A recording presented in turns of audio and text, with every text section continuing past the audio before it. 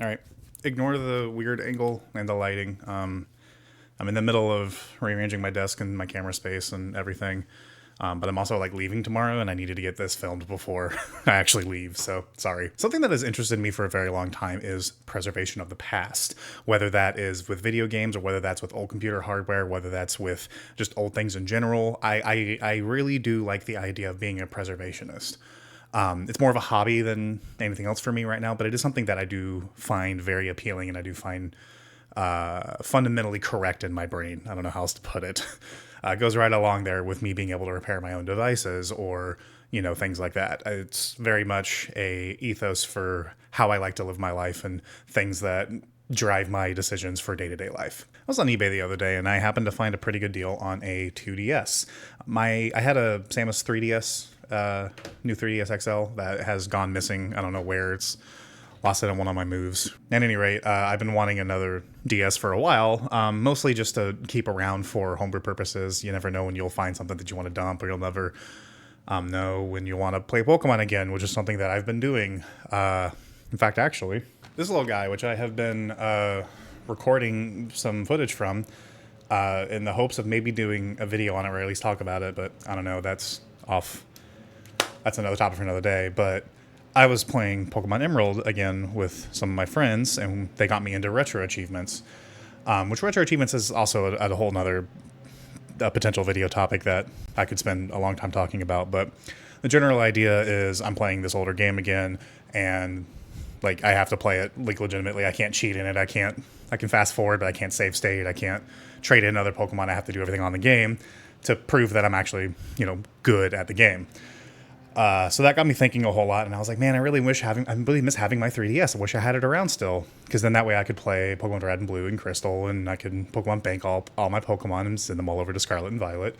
Even though I never play that game, I could at least feasibly do it, or I could sit around and keep my old Pokemon, and if I start to play Platinum again, or if I start to play Heart Gold Soul Silver again, or if I do my second playthrough of Pokemon Black, which I haven't done since the game came out, like that could be fun, right? Keep my Pokemon, and then in the future, when another Pokemon game comes out that I actually want to play, I can transfer all my Pokemon to that. Hard to do when you don't have a 2DS or 3DS anymore, so that's why I bought the 2DS.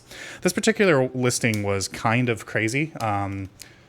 It was well below what the price should have been, by like a good $40-50 for the system, and it came with a box copy of Pokemon Y and 2 loose carts.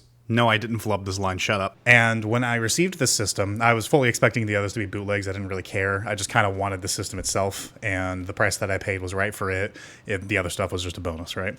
Got all 3 of them, and they were actually all legitimate carts. They are real, and I have no idea how the seller, he must have literally only had this console for Pokemon, and then just didn't care and sold it on, which I find crazy, but hey, I'm not complaining. I lucked out pretty well here. But upon getting those games and looking them over again, it brought back memories of this bad boy, which if you've been around the channel for a while, you might remember some videos back in the day that I did where I was showing off my setup tour, and I had this copy and I was using it to show off my SNES recording setup and all that stuff. And I talked about back then wanting to be able to preserve this game because these original Pokemon games, they have batteries inside the cartridges. They're backed by their save data is backed by that battery. If that battery dies, the save data dies with it. At the time, the cartridge still worked. I haven't plugged it into test yet, deliberately for this video, so we'll see if it's still working or not. But the point being was that when I loaded it up, like I could tell it was like a child was playing this because they had no idea what they were doing. They were just outside of Mount Moon. The move choices and like the Pokemon they were choosing, like you could tell it was like a young child who didn't really know what they were doing. And that idea of preserving that data, preserving someone else's experience in this game, even though it was objectively not as good as it could have been in terms of competitive Pokemon, in terms of doing things optimally for the game or whatever, it's still an interesting concept to me because that is someone's memory. That is someone's lived experience. And it's fun to take a look at that and just kind of poke around and see how their thought process was and why they chose certain things. And like, I don't know, like, is it useless data? Objectively, yeah, at this point, definitely. But it doesn't stop it from being fun, and it doesn't stop it from being an interesting thought experiment. And then I have this bad boy, and I have 3 more games that I can do that with. and I can do it much easier with a 2DS than I can with a Game Boy. I went through a whole bunch of different ways to try to dump Game Boy games, which is why that project ended up shelved. At the time, the scene was kind of going through a whole bunch of stuff right now. New stuff was being developed, but it hadn't come out yet, and blah, blah, blah. So that project ended up getting shelved. But I'm hoping today that we can revisit it, and we can put homebrew on this thing, and we'll dump the saves, and just kind of poke around and see what's there to see. I don't know, it seems like a fun project, right? Now, before I start all this, I'm sure a lot of you are going, oh my god, he's going to hack his console. Like, oh my god, that's got to be crazy, right? It's stupidly hard. There's a risk of breaking everything. It's going to be terrible. You're wrong. It's piss easy. In fact, it took me longer to get a working SD card than it did to actually jailbreak the fucking thing. So, let's cut to footage. So as I alluded to in the intro, I had some issues with getting the SD card recognized, so most of my time was spent dealing with these. I went through like probably 8 or 9 different SD cards before I finally found one that I used to use on my Switch, which was accepted and read by the 3DS. I tried formatting multiple cards multiple times. I tried formatting using built-in Linux tools, as you're seeing on the screen here. There was one time that I tried formatting a few times on my MacBook.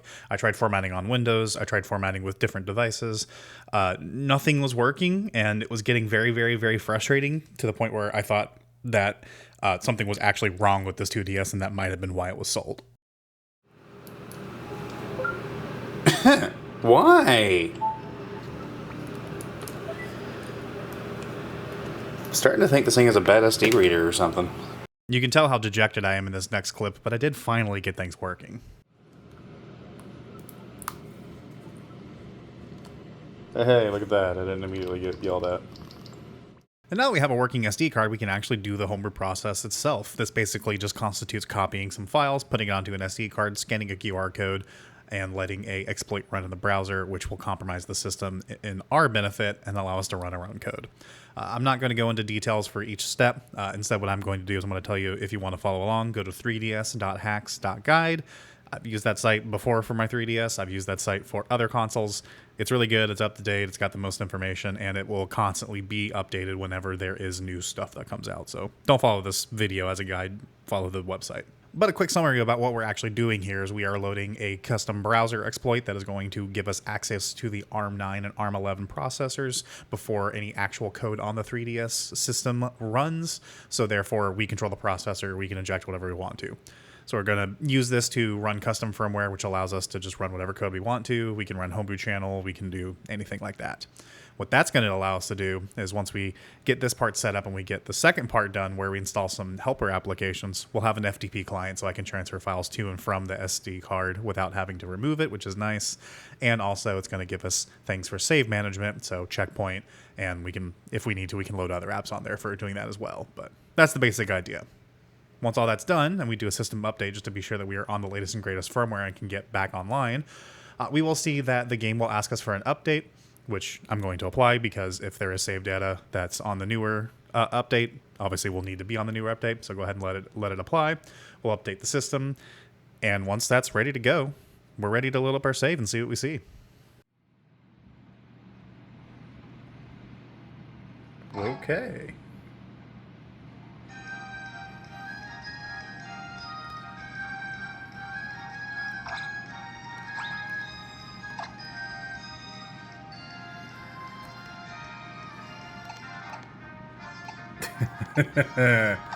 Yeah, okay, dude. Sure. Okay, well, this is definitely interesting. There's definitely some stuff here that we can play with, but now I want to actually dump the save, and I also want to dump the game while we're at it and get it into a format that is easier to record and mess around with. So I'm going to go ahead and I'm going to do that. We're going to load up Checkpoint. Basically what you want to do in Checkpoint is you refresh your title list. It'll show you all the titles that are installed on your system. If you have a cartridge, you can do that too. As you can see here, I only have Pokemon Y, so it's the only thing that shows up in the list. We hit a button to create the new checkpoint. Basically, you create a new listing in the list, and then you hit backup, which will dump the current save as it stands right now to your SD card. And now we're at a point where we can dump the actual game. So we're going to restart the 3DS. We're going to hold start while powering on the system, which brings us to God mode. Using God mode, we can navigate the menus to go to the cartridge slot, and then we are going to dump the trimmed 3DS ROM here. What this is going to do is this is going to take a copy of the actual cartridge and put it out to a file on the disk. Once we do that, we're also then going to want to decrypt it. You can probably do this as one step. I did it in 2 steps because I didn't realize that I had to decrypt it. But once you have the decrypted .3ds file on your SD card, you can then FTP that over to your computer. This is going to take some time because they are kind of big, and the 3DS is it's not known for having great Wi-Fi. So, all right, so we've got ftpd running on my 3DS. So if you're using Windows, you can use any Windows FTP client. I recommend WinSCP. If you're on macOS, there are some older versions of FileZilla that work really well. There's also a bunch of other native utilities. Typically, whenever I'm on macOS, I'm just using command line utilities, so I don't have another GUI to recommend that isn't old versions of FileZilla from before they started shoving ads everywhere. But if you're on Linux like I am here, and at least if you're using KDE, I'm assuming it's like this in other distros, but KDE, the Dolphin file browser, just natively has support for FTP. So all you need to do is you just tell it what connection you're trying to use. I'm trying to use FTP, and then you tell it the IP, and then you end it with the port on the end, which by default on the 3DS is 5000. So we do that. Going to open a connection. You will see some command and responses as a log output on the 3DS. It's not really relevant. You're just mainly looking at the information here. So a little bit of a weird visual bug going on with this. This seems to be a bug in Dolphin where it's displaying everything twice. It's because I opened it right before doing this just to make sure that this was actually working. So ignore that. Everything's duplicated. It's just a visual bug. So what we want to do is we want to go into our God Mode 9 directory where we were. We want to go to our out directory, and we can see there's the files. Just like that, it's super easy. There's the save, there's the .3ds file that we dumped from the cartridge. So I'm going to copy these both. I have a 3ds dump folder that I added to my desktop just to keep things nice and organized for this, and I'm just going to copy these over.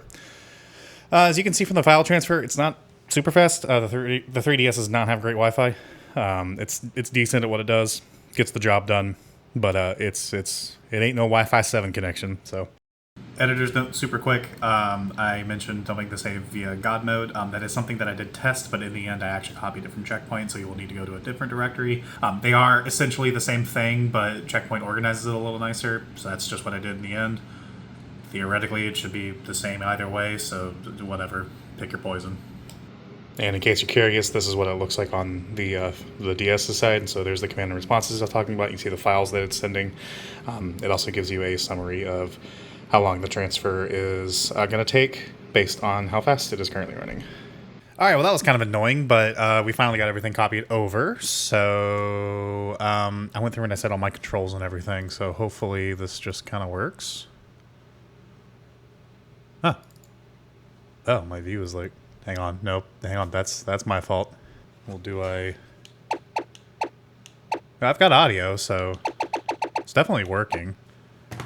I just don't know where it's saving to.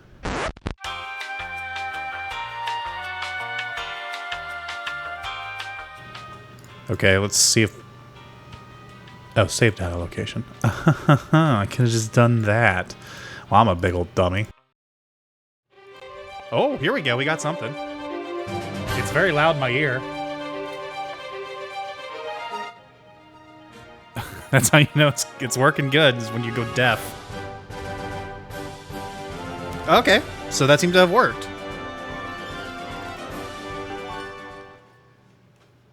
Yeah, here we go. Here's our save. Oh.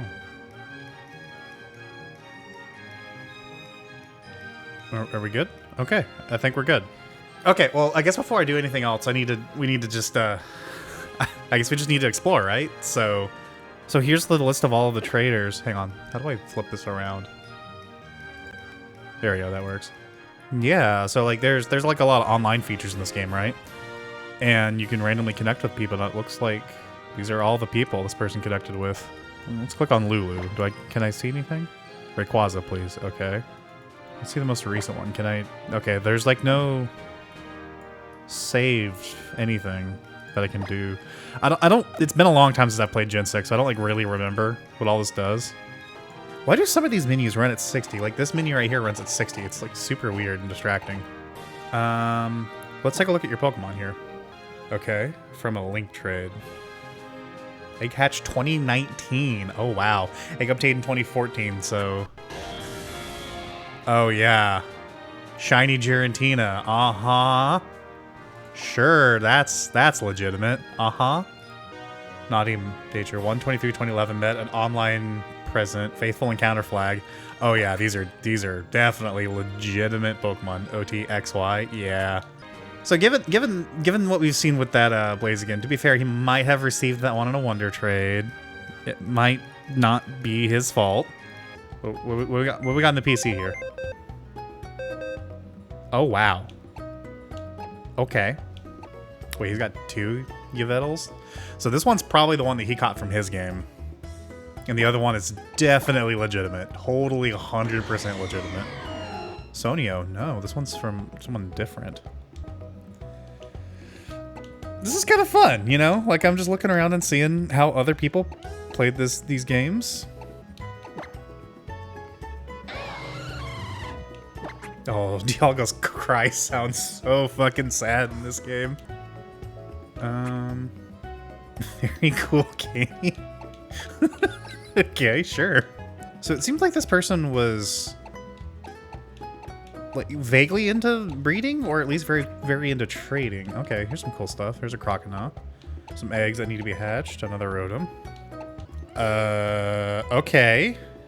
Mienfoo, or Mienshao, sorry. That's got Pokerus. Oh yeah, very legitimate for sure. So it doesn't look like this person was like actively cheating or anything. I'm willing to bet that all the totally legitimate Mew box. Okay. That's what I get for saying this person was playing kind of legitimately. Like, there's a few on this team that are a little bit suspect. Like that, it's a little suspect.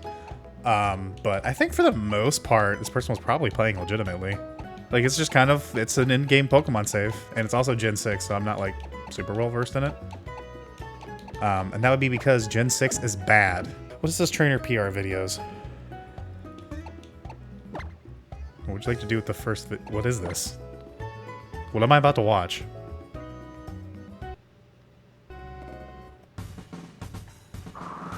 Oh my god.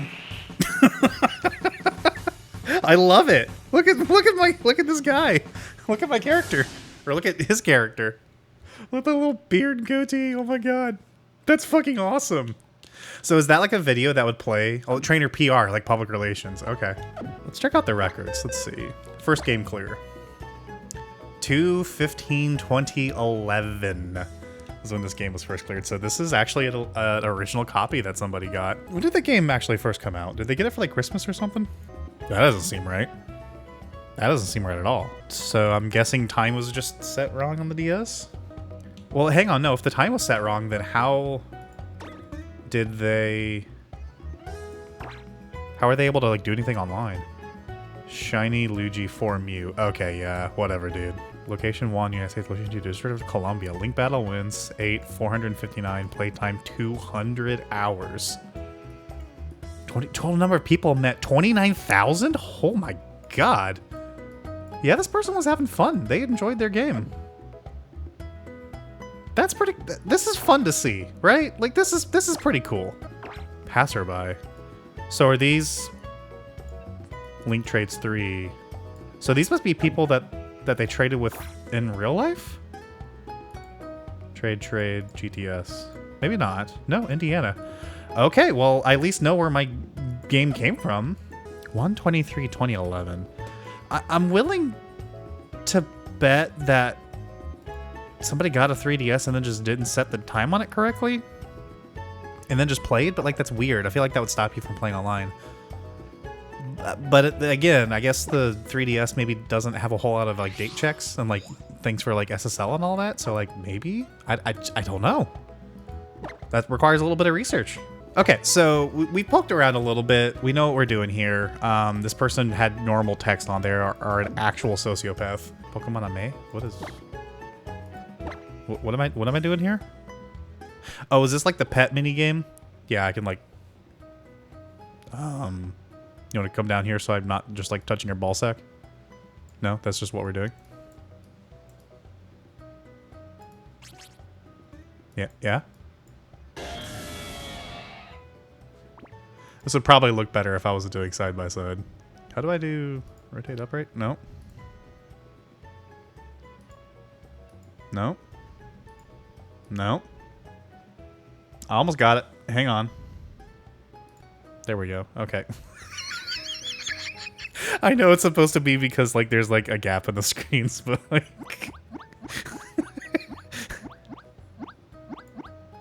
that looks so stupid. Okay, so we've played around with the save a little bit, but that is not the extent of what I want to do here. I think we can dive a little bit deeper into the save because we have the actual save, right? That means that we can actually analyze things. So actually, this is really what I wanted to do was load this into PKHeX because we can actually take a look and we can see what Pokemon are actually legitimate and which ones aren't. So we can figure out how much of a naughty cheater this person is, which, surprise, this Giratina is not legitimate. Wow, who could have seen that one coming?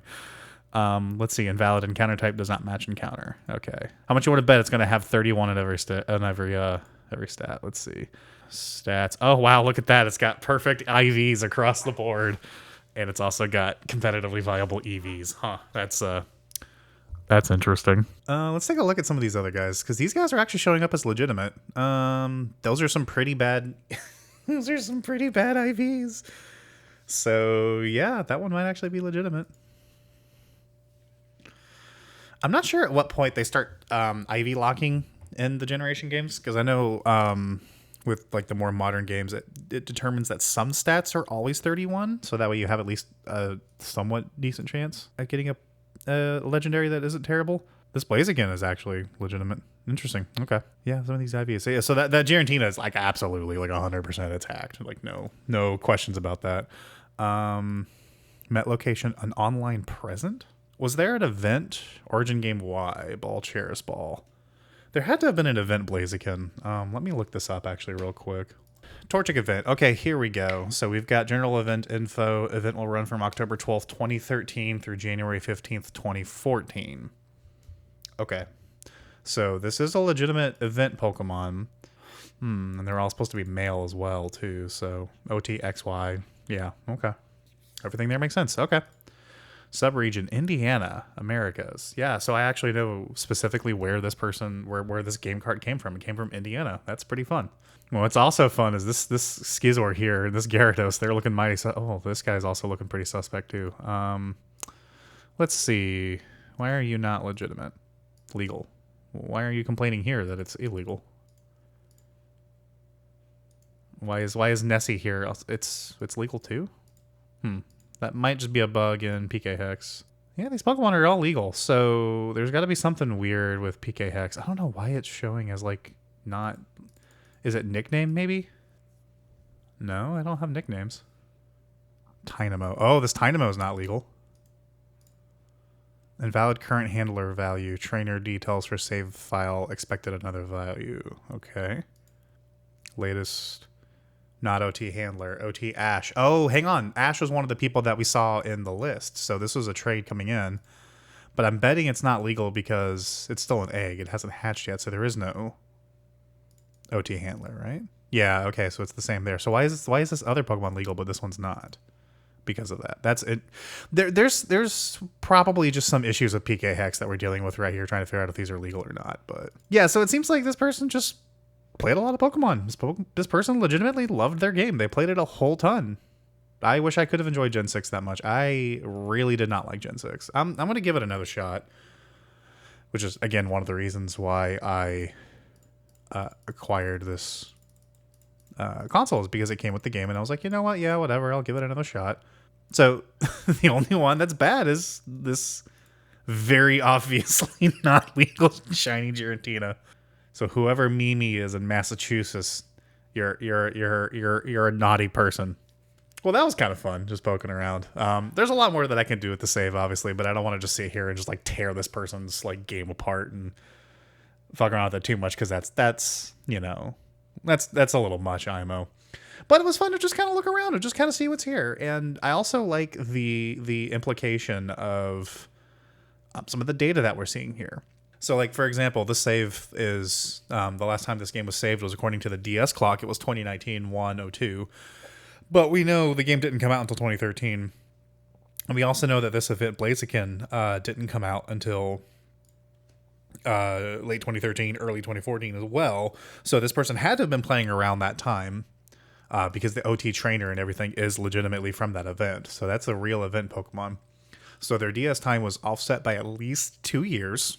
So it's possible, worst case scenario, that was 2021 102.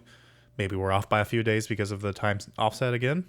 Maybe that by that point their time was corrected and it's actually legitimately 2019. So this cartridge hasn't been touched in 6 years. Either way, it's interesting, and I like doing this kind of stuff. Like this is cool. So this person's party is now permanently preserved. Like these Pokemon will live on forever, basically, right? What I'd like to do is, because I have enough information here, and I didn't show everything off in the video, obviously. There's enough stuff here that we can pretty easily identify who this person is if they want to come forward and prove that it is their save. If that's the case, and you just happen to watch this video, A, that's fucking rad. B, I'm more than happy to send you a copy of your save so you can have your Pokemon preserved until you no longer wish to have them around. Or if you're okay with it, I'd like to also release this save publicly for anyone to look at and download and mess around with. Because it seems like you just had a lot of fun with your game and you really enjoyed it. And that makes me happy that this person got so much mileage out of this game and they were just having such a good time with it. And they just love trading. Like, it's just so cool. But yeah, I don't have much more to talk about in this video other than just showing that this is the tip of the iceberg, right? Like, I can do this with any game. I don't have to do this with just Pokemon games. And I can theoretically do this with any system, right? Like, if I can get the right stuff to dump saves from a PS2, for example, then, you know, you can dump games from PS2. You can dump PlayStation games. You can dump GameCube saves. You can dump, like, whatever. And just preserve memories this way. And it's such a cool concept to me. It's such a crazy thing. Like, if you would have told me as a child that you would be able to take your save and play it in another format than just on, you know, your Game Boy or whatever, like, that would have blown my mind. And we're just sitting here doing it. It's real. And anyway, guys, thank you very much for coming along for the journey. I hope this was somewhat entertaining, and I hope somebody learned something. And if not, then I hope at least it was entertaining. And who knows, maybe I encourage some people to get out there and preserve their history and preserve their memories. Maybe if not for anybody else, but at least just for their own sake, then I think it's all worth it. I'll see you guys around, and I hope you have a good weekend.